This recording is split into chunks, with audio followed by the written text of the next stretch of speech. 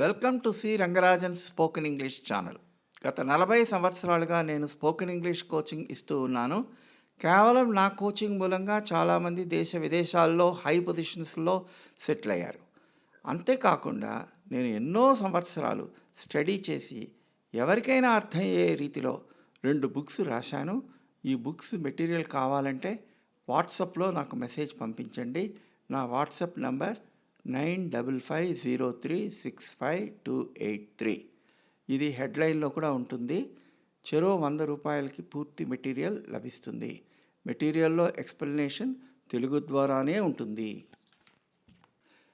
ఈ వీడియోలో మెయిన్గా టెన్సెస్ గురించి మాట్లాడతానండి. టెన్సెస్ అంటే కాలాలు. కాలాలు అనేవి తెలుగులో 3 ఉంటాయి, ఇంగ్లీష్లో 12 ఉంటాయి అనుకోండి. దాంట్లో ప్రజెంట్ కంటిన్యూస్ గురించి ఇవాళ డిస్కషన్ జరుగుతుంది. కానీ ఈ ప్రజెంట్ కంటిన్యూస్ గురించి డిస్కషన్ జరగడానికి ముందుగా కొన్ని ముఖ్యమైనటువంటి విషయాలు ప్రతి స్టూడెంట్ కూడా తెలుసుకోవాల్సింది. ఏమిటది? తెలుగులో మనం కర్త, కర్మ, క్రియ, ప్రతి సెంటెన్స్లో కూడా కర్త, కర్మ, క్రియ ఇవి ఉంటాయి కదా. అలాగనే ఇంగ్లీష్లో కూడా సబ్జెక్ట్ అంటే కర్త, వర్బ్ అంటే క్రియ, ఆబ్జెక్ట్ అంటే కర్మ. ఇవన్నీ ఫస్ట్ ఆఫ్ ఆల్ ఎట్లా వస్తాయనేటువంటి విషయం మీరు నేర్చుకోవాలండి. లేకపోతే నేను సెంటెన్స్ కన్స్ట్రక్షన్ అవి చెప్పేటప్పుడు డెఫినెట్గా మీకు కన్ఫ్యూషన్ వస్తుంది. ఆ కన్ఫ్యూషన్ లేకుండా ఉండాలంటే ముందుగా మీరు తెలుసుకోవాల్సిన విషయం ఇది. ఒక చిన్న ఎగ్జాంపుల్తో నేను మొదలు పెడతాను. అది కర్త ఎలాగ ఐడెంటిఫై చేయాలి, ఆబ్జెక్ట్ లేకపోతే కర్మ ఎలా ఐడెంటిఫై చేయాలి అనేటువంటి విషయాలు ఇప్పుడు తెలుసుకోబోతున్నారు. ఎందుకంటే వెర్బ్ గురించి ఆల్రెడీ చెప్పాను. వెర్బ్ అంటే చేసే పని, జరిగే పని అని చెప్పేసి. అంచేత దాని గురించి మాట్లాడుకోవద్దు. మెయిన్గా సబ్జెక్ట్ అంటే కర్త, తర్వాత ఆబ్జెక్ట్ అంటే ఏంటి, కర్మ. వీటి గురించి మనం మాట్లాడుకోవాలి. ఇప్పుడు ఫర్ ఎగ్జాంపుల్ ఒక చిన్న ఎగ్జాంపుల్ చెప్తున్నాను చూడండి. హీ ఈజ్ టాకింగ్ టు మీ. మళ్ళీ ఒకసారి రిపీట్ చేస్తున్నానండి. హీ ఈజ్ టాకింగ్ టు మీ. దీంట్లో వెర్బ్ ఏంటండి? చేసే పని ఏంటి? టాకింగ్, మాట్లాడడం. ఇక్కడ మనం ఎప్పుడు కూడా తెలుగులో అయితే కర్త ఎట్లా వస్తుంది? ఎవరును ప్రశ్నించుకుంటారు, ఎవరు మాట్లాడడం. ఇక్కడ ఏమొచ్చిందనమాట? హీ ఈజ్ టాకింగ్ అనేసరికి హీయే కదా సబ్జెక్ట్ అయింది. ఎవరు మాట్లాడుతున్నారంటే హీ. అంచేత హీ అనేది ఏమైంది? సబ్జెక్ట్ అయింది.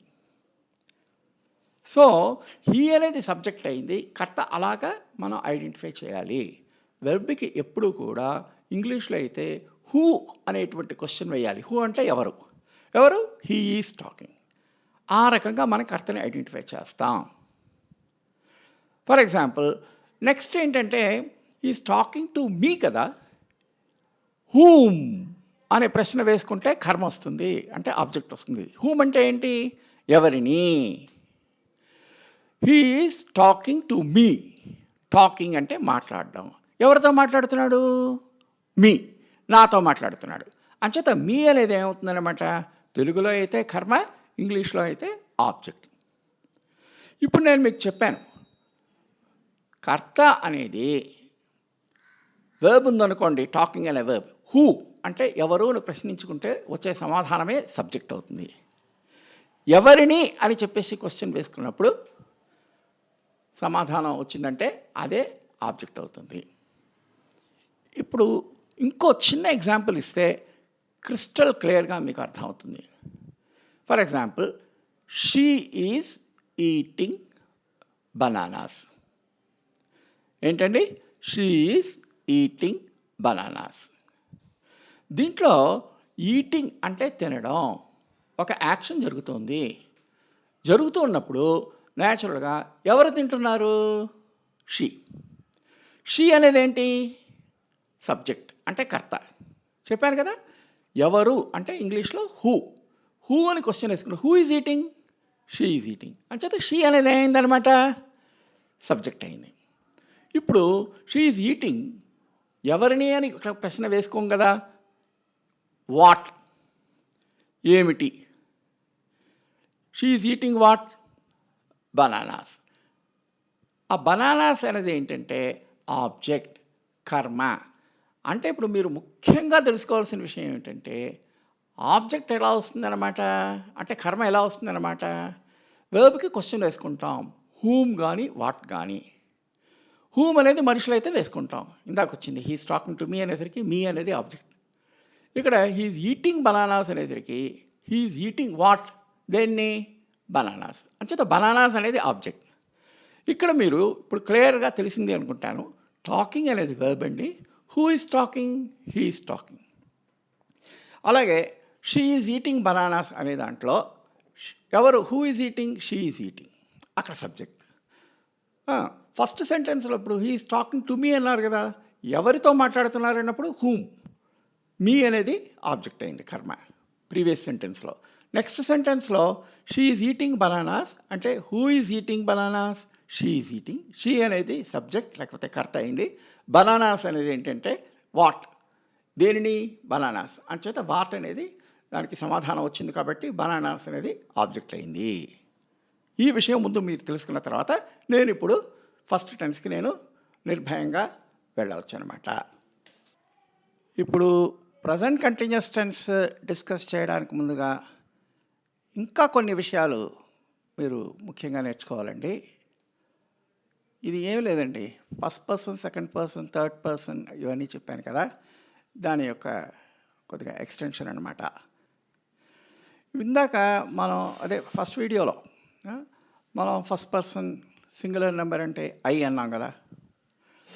ఇప్పుడు అయ్యే కాకుండా చాలా చోట్ల మేము చూస్తున్నామండి మీ అని కూడా ఉంటుంది కదా, మరి దాని సంగతి ఏంటని చెప్పేసి మీరు అడగచ్చు.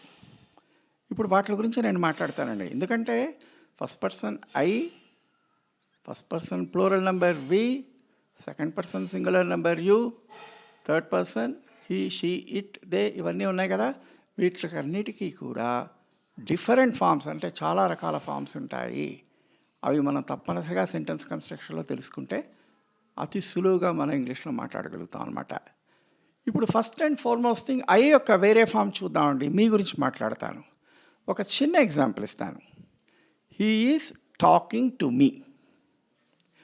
దీంట్లో చూడండి, హీ ఈజ్ టాకింగ్ టు మీ అన్నాం, అంతేగాని ఐ అని అనలే. అంటే అనమాట ఐ అన్నా మీ అన్నా ఒకటే మీనింగ్. అంతేగాని చాలా చోట్ల మీకు మీ అంటే నన్ను, నాకు ఇలాంటివి అంటుంటారు, అలా కాదు. ఐ అనేది ఎప్పుడు కూడా కరెక్ట్గా యూస్ చేస్తాం, అంటే సబ్జెక్ట్గా యూస్ చేస్తాం, అంటే బిగినింగ్లో యూస్ చేస్తాం. I am talking to you అని అంటాం కదా, దాంట్లో ఐ అనేది బిగినింగ్లో వాడతాం. మరి మీ ఎప్పుడు యూస్ చేస్తాం, మీ ఎప్పుడు కూడా సెంటెన్స్లో ఎండింగ్లోనే యూస్ చేస్తాం అనే విషయం మీరు తెలుసుకోండి. హీ ఈజ్ టాకింగ్ టు మీ, అక్కడ మీ ఎక్కడ యూస్ చేసామండి, చివరిని యూస్ చేసాం అనమాట. అంచేత ఐ యొక్క ఫామే, ఐ యొక్క రూపమే ఈ మీ. మీ అనేది సెంటెన్స్ ఎండింగ్లో యూస్ చేస్తాం అని చెప్పేసి విషయం తెలుసుకోవాలి. ఆ తర్వాత ఇంకా రెండు ఫామ్స్ ఉన్నాయండి ఐకి. మై. మై అంటే మీరు ఇదివరకే విని ఉంటారు చిన్నప్పుడు. మై అంటే నా యొక్క, మై హౌస్ అంటే నా యొక్క ఇల్లు, మై గార్డెన్ నా యొక్క తోట. అలాగే ఇంకో ఫామ్ కూడా ఉందండి, ఇంకో రూపం కూడా ఉంది ఐకి, మైన్ అని అంటారు. మైన్ అనేది చాలా కామన్గా కాన్వర్జేషన్లో మాట్లాడేటప్పుడు యూస్ చేస్తారండి. ఇది మీరు తప్పనిసరిగా తెలుసుకోవాలి. ఇవన్నీ తెలుసుకోవాలి కాబట్టే నేను ఇప్పుడు కొద్దిగా డీటెయిల్గా చెప్తున్నాను. మైన్ అంటే నాది. ఏమంటే నాది అనేది ఎప్పుడు యూస్ చేస్తాం, సింపుల్గా ద బుక్ ఈజ్ మైన్, పుస్తకం నాది. The house is mine, the ఇల్లు నాది. The pen is mine, pen నాది. ఇప్పుడు తెలిసింది కదా మీకు, ఫస్ట్ పర్సన్ సింగులర్ నెంబర్ ఐకి రకరకాల ఫామ్స్ ఉన్నాయి కదా, 2-3 ఫామ్స్. అవి ఎలా యూస్ చేస్తారో కూడా నేను మీకు ఎగ్జాంపుల్తో చెప్పానమాట. తర్వాత విషయం ఏంటంటే ఫస్ట్ పర్సన్ ప్లూరల్ నెంబర్ వి ఉంది కదా, వీకు కూడా అలాగే చాలా ఫామ్స్ ఉంటాయండి. ఫర్ ఎగ్జాంపుల్ అజ్. ఇప్పుడు అజ్ అనేది ఎప్పుడు యూస్ చేస్తాం అనమాట, సెంటెన్స్ ఎండింగ్లో యూస్ చేస్తాం. ఇప్పుడు for example they are talking to us, అక్కడ they are talking to we అనం. అంటే ఏంటనమాట, వి అనేది సెంటెన్స్ బిగినింగ్లో యూస్ చేస్తాం, అస్ అనేది సెంటెన్స్ ఎండింగ్లో యూస్ చేస్తాం. ఈ విషయం మీరు బుర్రలో పెట్టుకోండి. ఇక వి అనే దానికి ఇంకా ఫామ్స్ ఉంటాయండి. ఫర్ ఎగ్జాంపుల్ ఓయుఆర్, అవర్ అనకండి, ఏనాలి ఆర్. ఆర్ అంటే మా యొక్క. ఇది ఎలా యూజ్ చేస్తాం? ఆర్ కంట్రీ అంటే మన దేశం. ఆ పీపుల్ మన జనం. అలాగా ఓయుఆర్ఆర్ అంటే దానికి అర్థం ఏంటన్నమాట? మా యొక్క అని చెప్పేసి వస్తుంది అనమాట.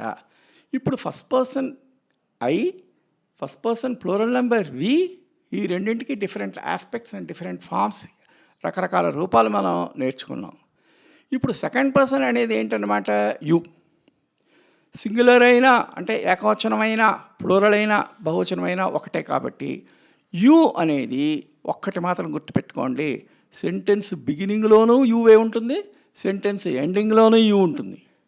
For example you are talking to me అంటే సెంటెన్స్ బిగినింగ్లో యూజ్ చేస్తాం. అలాగే నేను మీతో మాట్లాడుతున్నాను అనుకోండి, ఐఎమ్ టాకింగ్ టు యూ, అక్కడ ఎండింగ్లో వచ్చినప్పుడు కూడా యూ యూజ్ చేస్తాం అనమాట. ఈ విషయం మీరు బాగా గుర్తుపెట్టుకోవాలి. ఆ తర్వాత ఏంటన్నమాట, ఇంకో ఫామ్ ఉందన్నమాట, యోర్ అంటే ఎవర్ అనకూడదు. మామూలుగా అయితే ఎవర్ అని అంటారు. ఆర్ అనేది అక్కడ సైలెంట్ అనమాట. యోర్ కంట్రీ మీ యొక్క దేశం, యోర్ పీపుల్ మీ జనాలు, యోర్ ప్రాబ్లమ్స్ మీ యొక్క సమస్యలు. అంచేత సింగులర్ అయినా ప్లూరల్ అయినా ఒకటే వస్తుంది. నెక్స్ట్ థర్డ్ పర్సన్ గురించి మాట్లాడదాం అండి. వాటికి డిఫరెంట్ ఫామ్స్ ఎట్లా ఉంటాయో చూద్దాం. థర్డ్ పర్సన్ సింగులర్ నెంబర్లో ఫస్ట్ హీ వస్తుంది. హీకి డిఫరెంట్ ఫామ్స్ మనం ముందు నేర్చుకుందాం అనమాట. హీ యొక్క ఫామ్ ఏంటన్నమాట? వేరే ఫామ్ హిమ్. హీ అనేది బిగినింగ్లో యూజ్ చేస్తాం, హిమ్ అనేది ఎండింగ్లో యూజ్ చేస్తాం, సెంటెన్స్ ఎండింగ్లో.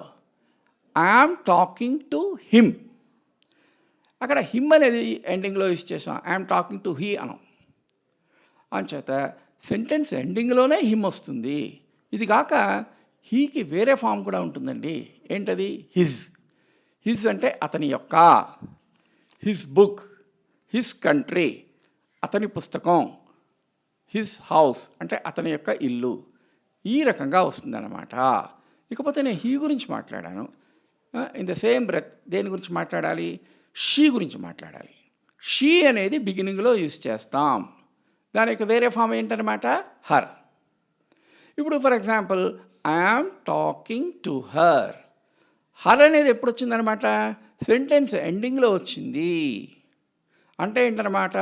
షీ అనేది బిగినింగ్లో యూజ్ చేస్తాం, హర్ అనేది దేంట్లో యూజ్ చేస్తాం అనమాట? సెంటెన్స్ ఎండింగ్లో యూజ్ చేస్తాం. ఇది గుర్తుపెట్టుకోండి.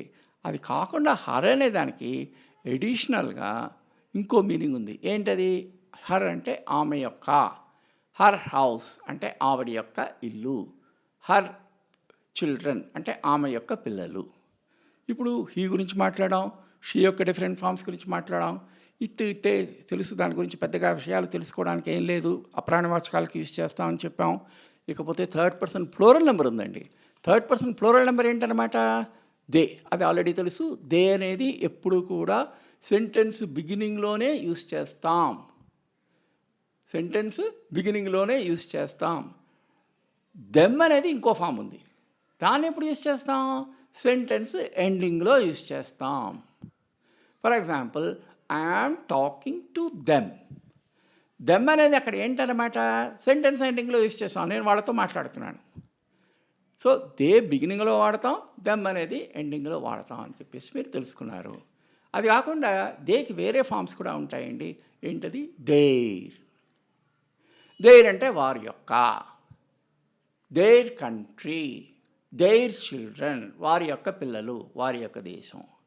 ఈ రకంగా యూజ్ చేస్తాం అనమాట. అంటే ఇప్పుడు మీరు ఏం నేర్చుకున్నారన్నమాట? First person I, first person plural number we, second person singular plural you, third person singular number he, she, it, third person plural number they. వీటికన్నిటికీ రకరకాల ఫామ్స్ ఉంటాయి. ఇన్ని ఫామ్స్ కూడా సెంటెన్స్ కన్స్ట్రక్షన్లో మనం యూజ్ చేస్తాం కాబట్టి తెలుసుకున్నాం అనమాట. ఈ వీడియోని మాత్రం మీరు ఏం చేస్తారంటే తప్పనిసరిగా ఈ విషయాలు ఇప్పుడు నేను చెప్పాను కదా, బిగినింగ్లో ఎప్పుడు యూజ్ చేస్తాం, ఎండింగ్లో యూజ్ చేస్తాం అనేటువంటి విషయాలు మీరు కొద్దిగా ఒకసారో, 2 సార్లు, 3 సార్లు మీకు ఎంతవరకు తృప్తి ఇస్తుందో సాటిస్ఫాక్షన్, మీ సాటిస్ఫాక్షన్ లెవెల్కి మీరు తప్పనిసరిగా మీరు చూడాలన్నమాట. నెక్స్ట్ స్టెప్ ఏంటంటే ఇప్పుడు టెన్సెస్ గురించి మాట్లాడాలండి. టెన్సెస్ అంటే కాలాలు. నేను ఇదివరకే చెప్పాను, తెలుగులో ఎన్ని కాలాలు ఉంటాయండి? 3 కాలాలు ఉంటాయి. త్రికాలాలు. భూత, భవిష్యత్, వర్తమాన కాలం. కానీ ఇంగ్లీష్లో ఎన్ని టెన్సెస్ ఉంటాయన్నమాట? 12 టెన్సెస్ ఉంటాయి, 12 టెన్సెస్ ఉంటాయి. 12 టెన్సెస్లో ఎక్కువగా ఫ్రీక్వెంట్గా 8 to 9 టెన్సెస్ అయినా వాడతాం అనమాట మనం మాట్లాడేటప్పుడు. ఇది వ్యూలో పెట్టుకోండి, మనసులో పెట్టుకోండి. ఇది అట్లీస్ట్ 8 to 9 టెన్సెస్ తరచుగా ఫ్రీక్వెంట్గా మనం వాడడం జరుగుతూ ఉంటుందన్నమాట. మరి టెన్సెస్ యొక్క ఇంపార్టెన్స్ ఏంటన్నమాట? దాని ప్రాముఖ్యత మనకి ఏ ఐడియా తట్టినా కానీ ఏంటండి, మనకి ఏ ఐడియా తట్టిన బుర్రలో దాన్ని కరెక్ట్గా ఇంగ్లీష్లో చెప్పగలగాలంటే దాన్ని ఏ టెన్స్లో, ఏ కాలంలో చెప్పగలగాలి మనం అనే విషయం తెలియాలి. ఆ నాలెడ్జ్ తెలియాలన్నమాట. ఆ నాలెడ్జ్ తెలియాలి కాబట్టే మనం గ్రాడ్యువల్గా ఒక్కొక్కటి మనం నేర్చుకోబోతున్నాం అనమాట. ఇప్పుడు ఒక ఐడియా మనకి తట్టింది అనుకోండి, బుర్రలో తట్టినప్పుడు ఫస్ట్ 3 రకాలుగా ఆలోచించాలి. 3 స్టెప్స్ ఉంటాయి. ఒకటేంటంటే ఫస్ట్ ఆ ఐడియాకి వెర్బ్ ఏంటి, అంటే చేసే పని ఏంటి అని ఆలోచించుకోవాలి. ఆ చేసే పని ఏంటి, ఆ వెర్బ్ ఏంటని తెలుసుకున్న తర్వాత దానికి కాంజుగేషన్ అంటే 3 forms, V1 form, V2 form, V3 form తెలియాలండి తప్పనిసరిగా, విధిగా, మ్యాండేటరీ అనమాట. నెక్స్ట్ స్టెప్ ఏంటంటే అది ఏ టెన్స్లో మాట్లాడాలి అనేటువంటి విషయం తెలుసుకోవాలి. అది ఏ టెన్స్లో మాట్లాడుకోవాలి అని తెలుసుకున్నప్పుడు మనం అక్కడ సెకండ్ స్టెప్ అయిపోతుంది. నెక్స్ట్ స్టెప్ ఏంటంటే ఆ టెన్స్కి స్ట్రక్చర్ ఏంటి, అంటే ఎలాగ సెంటెన్స్ నిర్మించాలి అనేటువంటి విషయం మీకు తెలియాలన్నమాట. ఈ 3 స్టెప్స్ మీరు తెలుసుకున్నట్లయితే, అవన్నీ నేను సవివరంగా తర్వాత నేను చెప్తాను, కానీ మొత్తానికి ఈ 3 స్టెప్స్ తెలిసినట్లయితే మీరు ఇంగ్లీష్లో అనర్గళంగా మాట్లాడడం అనేది తథ్యం. దాంట్లో క్వశ్చనే లేదు. చాలామందికి ఇక్కడే వస్తుందన్నమాట. ఒక ఐడియా తడుతుంది, దాన్ని ఏ టెన్స్లో చెప్పాలో తెలియదండి. ఆ తెలియకపోవడంతో తడుముకోవడాలు, ఫంబ్లింగ్ ఇవన్నీ ఉంటాయన్నమాట. ఇలాంటివి ఏమీ లేకుండా మనం కరెక్ట్గా మనం నేర్చుకుంటాం, పద్ధతిగా నేర్చుకుంటాం అనమాట. ఇప్పుడు ఫస్ట్ టెన్స్ నేను జస్ట్ కొద్దిగా ఇంట్రడ్యూస్ చేస్తాను ఈ వీడియోలో. ఆ తర్వాత నెక్స్ట్ వీడియోలోకి డీటెయిల్స్ వెళ్దాం. ఇప్పుడు ఫస్ట్ టెన్స్ ఏంటన్నమాట అండి? Present continuous tense. Present continuous tense అనేది ఏ సందర్భంలో యూజ్ చేస్తారు, ఏ కాంటెక్స్ట్లో యూజ్ చేస్తారు, ముందు సందర్భం తెలుసుకోవాలి. ఇది చాలా సింపుల్ అండి. ప్రజెంట్ కంటిన్యూస్ టెన్స్ అంటే ప్రజెంట్ అంటే ఇప్పుడు, కంటిన్యూస్ అంటే ఇప్పుడు కొనసాగేటువంటి యాక్షన్. ఇప్పుడు కొనసాగేటువంటి పనిని అనమాట.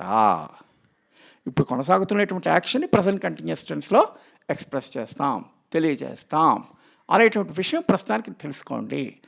కాకపోతే సెంటెన్సులు ఎలాగ నిర్మించాలి, ఎలా కన్స్ట్రక్ట్ చేయాలి అనేటువంటి విషయాలు ఇప్పుడు ఫస్ట్ పర్సన్కి ఎలాగా, సెకండ్ పర్సన్కి ఎలాగా, ఈ సెంటెన్స్ కన్స్ట్రక్షన్ అంతా ఎలా ఉంటుంది అనేటువంటి విషయం మాత్రం నేను నెక్స్ట్ వీడియోలో డిస్కస్ చేయడం జరుగుతుంది. ఈసారి ఈ వీడియోలో మొత్తం అంతా కానీ ఐకి డిఫరెంట్ ఫామ్స్, వీకి డిఫరెంట్ ఫామ్స్, ఈ విషయాలు నేర్చుకున్నారు.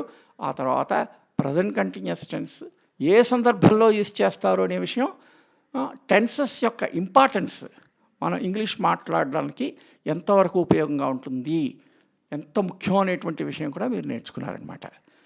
నెక్స్ట్ వీడియోలో మనం ఈ ప్రజెంట్ కంటిన్యూస్ టెన్స్ డీటెయిల్స్కి వెళ్తామండి. సెంటెన్స్ ఎలా కన్స్ట్రక్ట్ చేయాలి, ఎలా నిర్మించాలి అనేటువంటి విషయాలు. మీకు ఈ వీడియో నచ్చినట్లయితే లైక్ చేయండి, షేర్ చేయండి, సబ్స్క్రైబ్ చేయండి.